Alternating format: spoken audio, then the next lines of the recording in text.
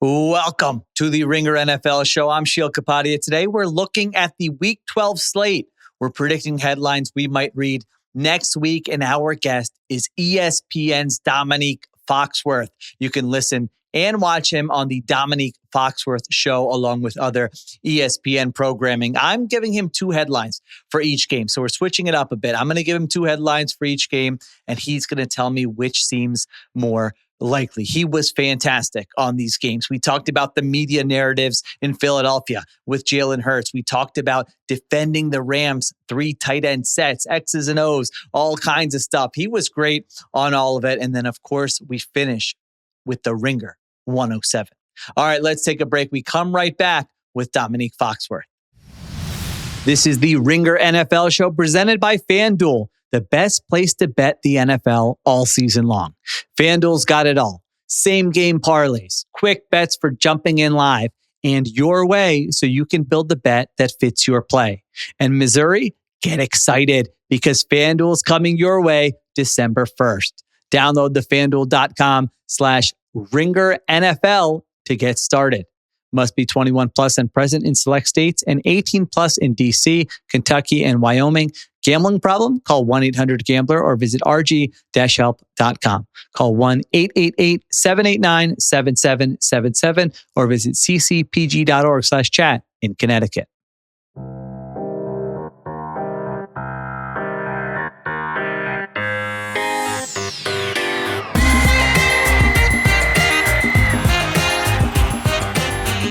All right, we are back on the Ringer NFL show with Domonique Foxworth. Domonique, thank you so much for joining us today, man. No problem. Happy to do it. Thanks for making it work for me. Absolutely. So we got these games coming up, Week 12. I've come up with some headlines. We're switching it up this week. We're going to play a little game. I'm going to give you 2 headlines, and you're going to tell me which one you think is more likely, and then we can talk about the games as we go through it. So let's start with the Colts at the Chiefs. Headline 1. Chiefs on the ropes, searching for answers after 3rd straight loss. So that's headline 1. Headline 2, Colts look like pretenders after uninspiring loss to KC. So which way are you leaning here? Is this, oh man, panic mode for the Chiefs? Yeah. They lost again? Or is this all right, Colts, settle down. You weren't kind of ready for this stage. This is tough because the few times when I have enough courage to pick against the Chiefs, I have been wrong. And then when I lean in on the Chiefs, I end up still being wrong. But I think that the problem with looking at this particular game is we all recognize that the Colts are better and have been better all year long. But we also recognize that Patrick Mahomes is still there. And it's not as if there's a big glaring weakness. I felt more confident, as stupid as this sounds, I felt more confident picking against the Chiefs last year than I do picking against them this year. When I know that they won all those games last year, but last year there was a clear, obvious issues that could not be solved with their weapons. Right now, it's occasionally their O-line will play, or not even occasionally, their O-line will protect Mahomes. The receivers that have a breakout game. Like last week against the Broncos, protection was the problem. It's the best pass rush in football, and protection was the problem. There were people open. And what happened last week was they can't really run the ball. They don't really want to run the ball. And Mahomes was missing open people because they were taking the middle safety out of middle field. There are big plays there to be made. So if you're asking me to believe that the reason why this team is going to continue to lose is because Patrick Mahomes isn't playing well, then that's hard for me to buy. I'm not going to beat around the bush. I'm going to pick a headline. Do I go with my head or my heart? I think I'm going to go with my heart and say that we go with the first one was when the Chiefs figured it out, and they are first one. Chiefs are on the ropes. Yeah. Okay. So second one, Chiefs win. Yeah, I think we go second one with the Chiefs win. I forgot the exact headline. I'm not playing this game right. They're not that memorable, Domonique. You know what I'm saying? They were perfect, though. The problem is we don't read anymore. A headline, right. I think a headline is only something that old people like me actually know what it is. Podcast episode title might bring it into the current times because no one's reading anything.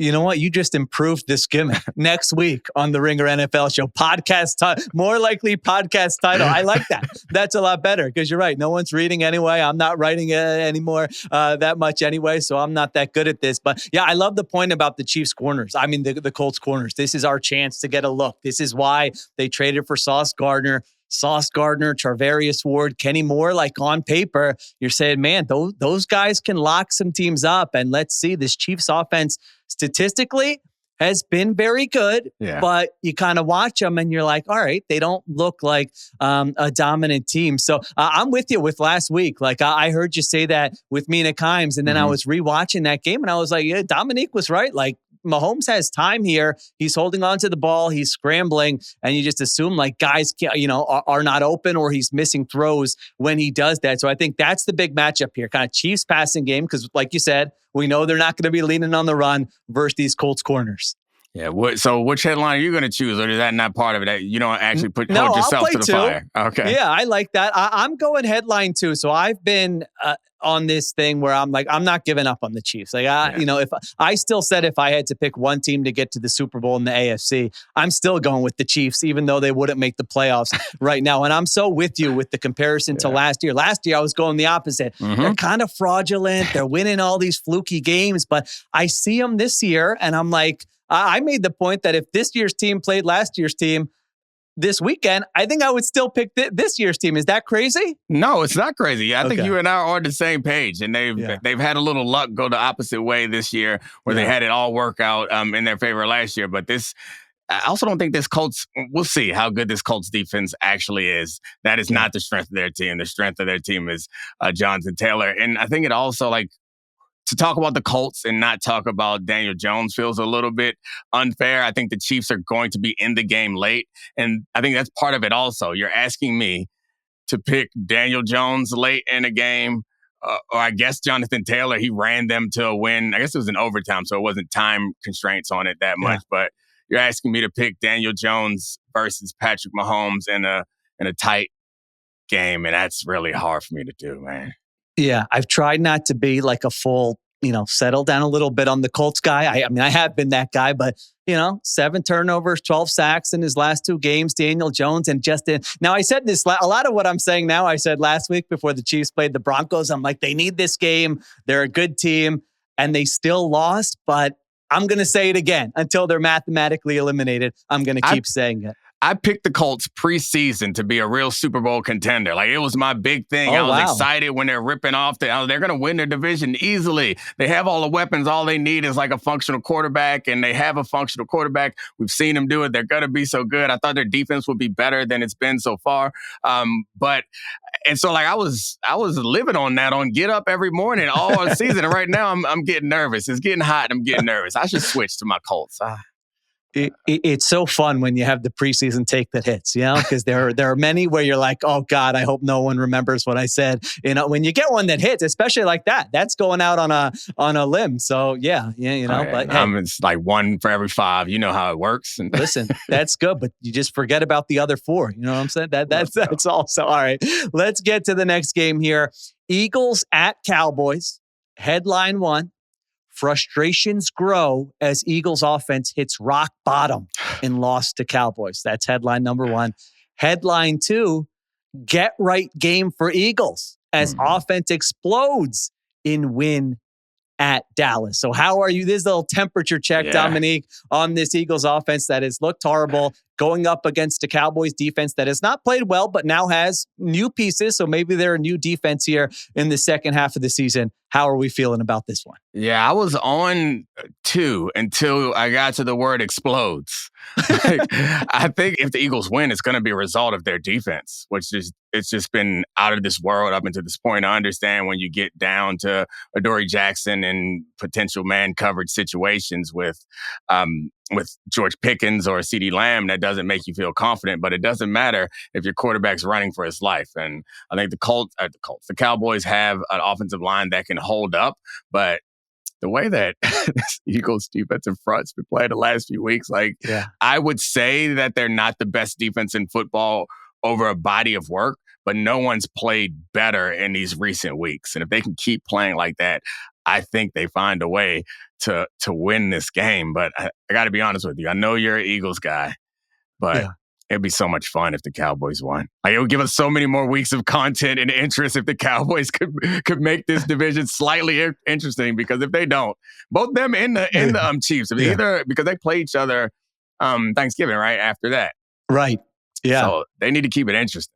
I'm with you, Tom. I'm actually team content. My daughter even got me the T-shirt custom made last year, for the birthday, team content. So I want what's good for us, Yeah, for sure. My wife's the only one who believes me, because whether the Eagles win or lose, like, I'm the same guy. I just need something good. Let's get something juicy to talk about here. You mentioned Adoree Jackson, and it's this Eagles defense is playing awesome. That's obviously the one spot where you have questions about that outside corner spot. Like, just from a coaching perspective with Vic Fangio in a game like this where you're facing two excellent wide receivers, how much can the coordinator do schematically, whether it's putting the safety over the top on that side or having Quinyon Mitchell play the boundary versus the field, like those types of things? Is it like, there's stuff he can do, but at some point it's going to be, 3rd and 7 and Adoree Jackson is going to have to make a play? Or do you think those schematic tweaks can really make a big difference? Yeah, and I think the tweaks can make a big difference, but the problem with the tweaks is they know that the tweaks have to come,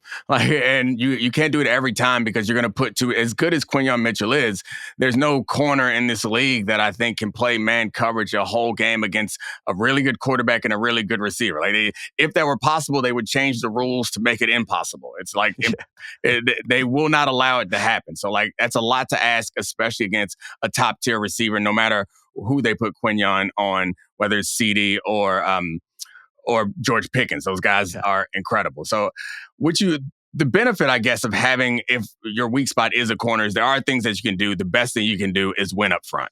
If Dak is throwing off his back foot, if Dak is sacked, if Dak is just terrified because that line can't hold up at all, that makes coverage in the back end a lot easier. But if you want to do something to help them, I think the Eagles have trended towards away from like the cover 4 base to more man coverage.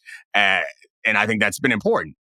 But in certain situations, they shift back to a lot more zone. And so I think it depends on how well Adoree Jackson holds up if they have to shift to more zone. And I hate to say it, but like, Dak will eat that zone alive. His accuracy down the middle of the seams, like, I think that's what he wants. So if they can keep tight man coverage, that gives more time for the rush to get home. So I think that's what we're going to be looking for, is how much time can they buy in man coverage, and how many reps can they buy leaning help away from everyone else in order to like help Adoree Jackson. I think disguising it helps, and mixing it up. Like, I hate to go back to the last game, but I think that's what helped a lot with Patrick Mahomes, is they would double 2 receivers on most of the third down. So the Broncos would go and double Kelsey and Worthy sometimes. And then they would do it for a couple snaps. And so then I would assume that Andy Reid, Patrick Mahomes, like, all right, they're going to double them. We're going to go find Rice. And then surprisingly, the next snap, they got Rice doubled. And it would slow down his processing. So I think that's like a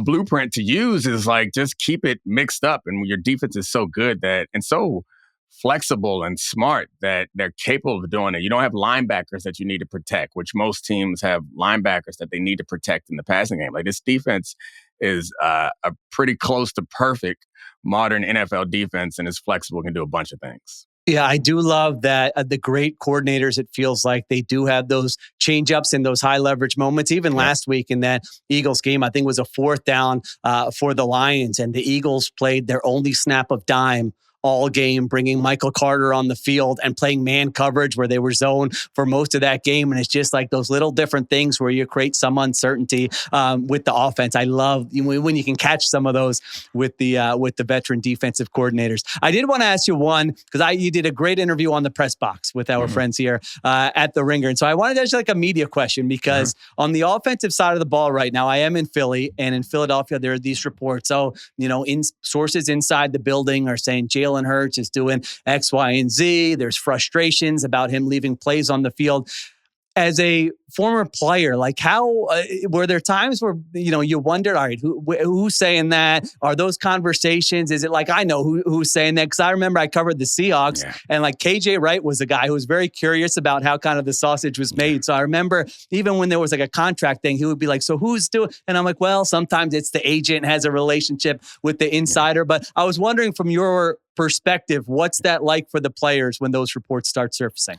Yeah, I mean, I think that most of it doesn't happen that often. And I think it happens when you're a team like the Eagles and when you have interesting people in this situation. So like, fortunately, I was rarely that, I mean, I guess fortunately is the wrong word, but I was rarely that high profile player to be one of the people caught up in that. But the thing about most teams is the issues before they get to the media, they've already been said. That's the thing about football is it's pretty obvious. We have meetings and the whole team is in there and you know what's wrong. And first of all, you know when you messed up before anyone else can tell you.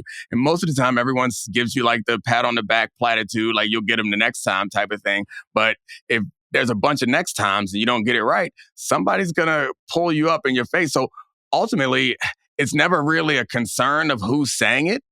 We never get past, like, how do we fix it? I think the part that makes this kind of interesting is there seems to be at least a segment of the media that wants to argue that it's not broken with Philadelphia, which, like, I understand it's not broken because they keep winning, but it doesn't seem like anyone on the team actually believes that. Like, no one is coming out in defense of how it's operating. Like, we in the media occasionally like, but they're winning, they're being smart, they're not taking risks. But none of them are saying, like, this is how it's designed, this is how we want it to work.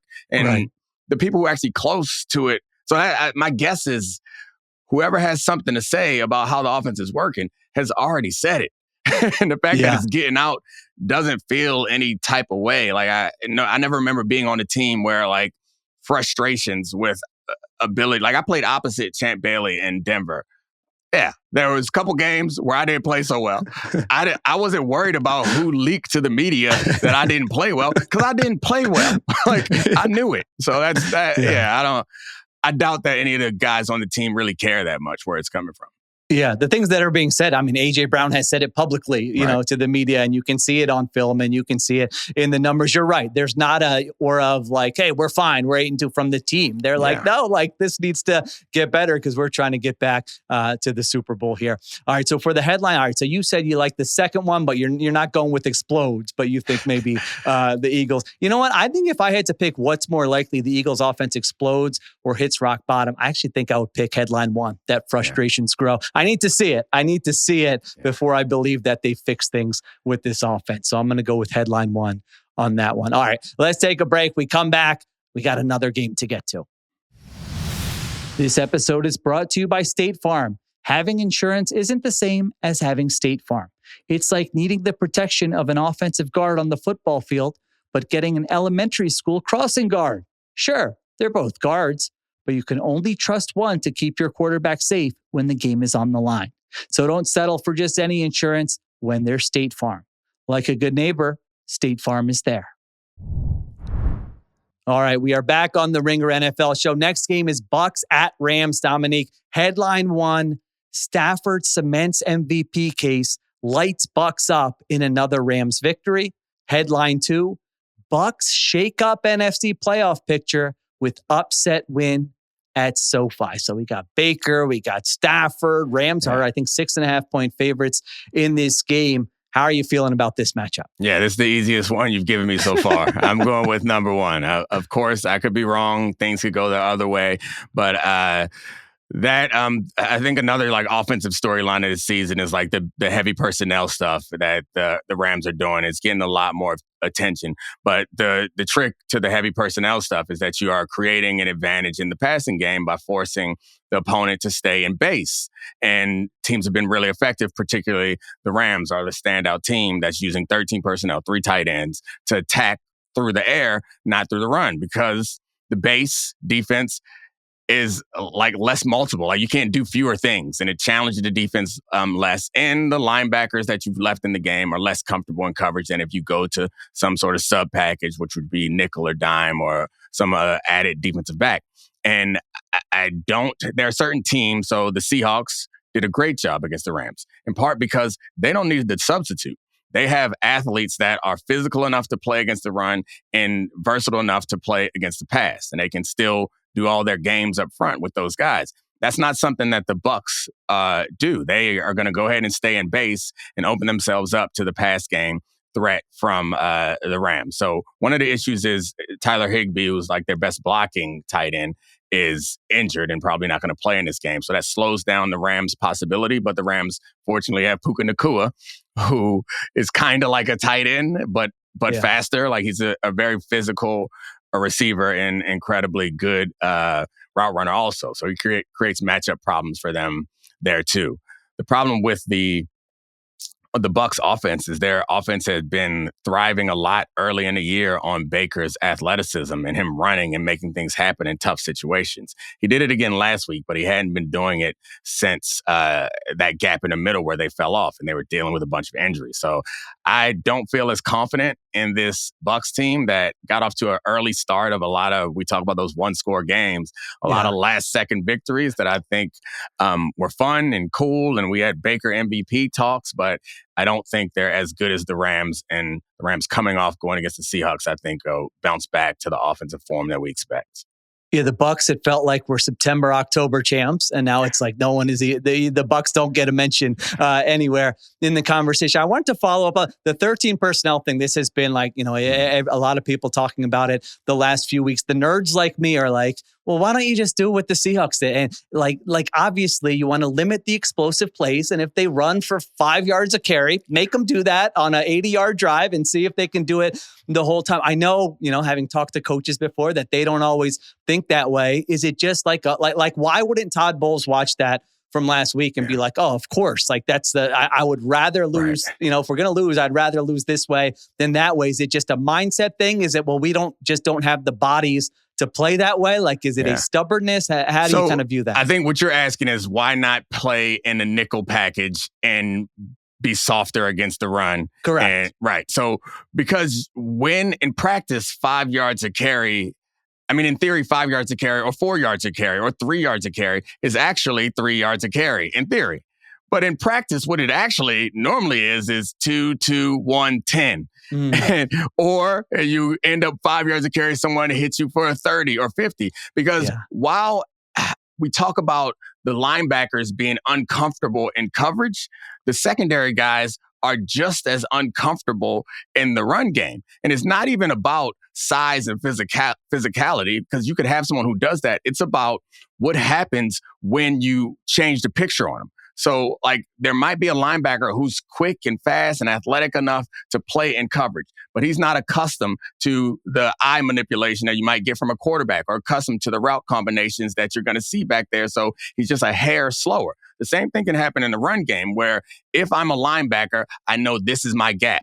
If they shift and change formation, then my gap moves here. If they shift, change formation, and then pull, my gap is now over there. If they shift, change formations, pull, one of our guys is out of position, they play fake the other way, and they do a jet sweep, my gap is now over there. That happens quick for a linebacker who does that every day, all the time. You put a nickel in there, I played nickel, it's a lot different. You're not used to seeing all that stuff. And so what'll happen is they'll run one right at you that's normal, and you'll tackle it for a 2-yard gain, and it's fine. They'll do that a couple times, and then they'll do one of these things, and you'll get out of your gap. And the problem with getting out of your gap is those turn into big plays. And so if you're going to get big plays, this kind of goes back to the Eagles conversation, is what made the Eagles so deadly last year is you need explosive plays to win. But most of the time, explosive plays are low probability plays. You have to throw the ball. That opens you up to interceptions, and it's also when you throw it deep downfield, it's less likely to be completed. Last year, the Eagles were getting 50 and 60-yard plays with no risk by handing it off. So that's the thing. It's all right, I know for you to score, on average, you're going to have to get a chunk play on this drive. I'm going to make you put it in the air, because if you put it in the air, I could get a sack. Bad things could happen for you. If you get a chunk play from a handoff, we got to punch it out. We out here peanut punching, getting stiff arm to the ground. Nah, I guess that's the theory I would come with if I were a coordinator in this situation. I love that. That's a great explanation. Your explanation makes it clear you're not choosing between explosive passes versus methodical runs. Yeah. It's between explosive passes versus explosive runs. Whereas, maybe there's more likely chance for an offensive fail on the explosive passes. Yeah. Right. And even in that game, Rams, the Seahawks played it that way, but the Rams did break a couple in the first half there. They broke a couple 30+ yard runs. Even if, you still have the benefit of if they run the ball and do like what you would consider success, like they get 3 or 4 yards, then we're looking at 2nd and 6, which if they throw the ball and it's incomplete, we're looking at 2nd and 10. We won. We're in great shape.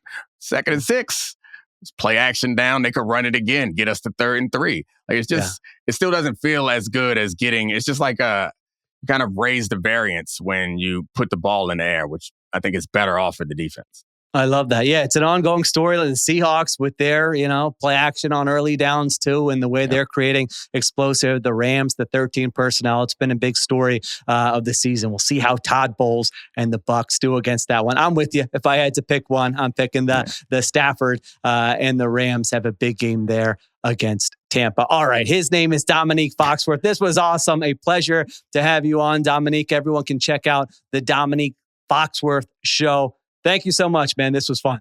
Appreciate it. You got to come on the show at some point. Man. Anytime. You got to do a home and home. All right, anytime. Buddy. Always open for a home and home. All right. Thank you. All right. I'll be right back with the hurry up. Today's Ringer 107 is brought to you by FanDuel. Another winning week last week. I'm suddenly just one game out of first place. Everyone else is tied. One game ahead of me. Right back in this thing. All right. Let's get to the picks. Chiefs -3.5 versus the Colts. That's my first pick. If you listen to the show every day, if you listen to what we talked about earlier, I am still a Chiefs believer. Maybe Jonathan Taylor runs all over them. I could see that. Maybe Indy's cornerback trio locks down these Chiefs wide receivers, but I've just seen Andy Reid dig out of these holes before. I still believe in Patrick Mahomes. I think their offensive line is going to be fine and hold up in this matchup. And defensively, just force a turnover or two on Daniel Jones. So I'm taking the Chiefs -3.5 with my first pick. Second pick, Packers -6.5 against the Vikings. I'm not trying to pile on JJ McCarthy, but listen, statistically, he's been the worst quarterback in the NFL. The Packers don't give up explosive plays, so Minnesota's going to kind of have to be methodical. I just don't think they can do that. So maybe Brian Flores comes up with a great game plan to stifle the Packers offense. That wouldn't necessarily be shocking, but I am comfortable with this number -6.5. All right, next one. This might surprise you. Cardinals +2.5 against the Jaguars. Let's just call this like a, hey, let's get crazy contrarian pick.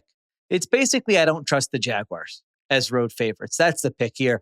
Jacoby Brissett has been competent enough for the Cardinals. Arizona's coming off a blowout loss. Jacksonville's coming off a blowout win. I just don't trust Jacksonville. Maybe it'll look dumb, but I'm going with it. Give me the Cardinals +2.5. Monday night, I'm taking the Panthers +7 at the 49ers. This 49ers defense is just not good right now. With all those injuries, they're 28th in EPA per drive. They're 29th in success rate. I was really impressed with Bryce Young last week against the Falcons. I know he has games like that and they don't always look like that. So maybe he comes back down to earth, but I think Carolina is going to be able to run the ball. 49ers offense versus Panthers defense. Yes, that scares me a little bit. I just think the number is a little bit too high here. So give me the Panthers +7. And then finally, the Detroit Lions -10.5 against the New York Giants. I actually thought the Lions played pretty well last week at Philly, specifically defensively. Their defensive coordinator, Kelvin Shepard, has done a great job. They just lost all those high leverage downs on offense. And so it's not necessarily going to happen again. I think they'll be able to run the ball on the Giants. They're at home. You don't have to worry about the weather conditions affecting Jared Goff. So I like Detroit big in that game, -10.5 against the Giants. All right. Today's Ringer 107 was brought to you by FanDuel. Odds subject to change. Thanks to everyone for listening. Really fun week here. Appreciate all the guests who joined me. Thank you to Christopher Sutton for producing, Kiera Givens on social, and additional production supervision by Conor, Nevins, and Arjuna Ramgopowell. I'll be back Monday morning breaking down the biggest Week 12 storylines. Have a great weekend. Talk to you next time on the Ringer NFL Show.